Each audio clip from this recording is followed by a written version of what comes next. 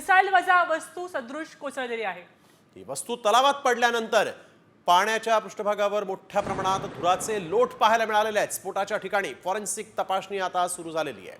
आपण पाहतोय की दल लेक मध्ये ही मिसाईल कोसळली आणि ही नक्की काय आहे, कुठली आहे याची माहिती असून मिळालेली नाहीये, पण या परिसरामध्ये धुराचे अनेक लोट पाहायला मिळत आहेत आणि बघ्यांनी सुद्धा गर्दी केलेली आहे। आंतरराष्ट्रीय पातळीवर यामुळे पाकिस्तानचा पुन्हा एकदा बुरखा फाटलाय का?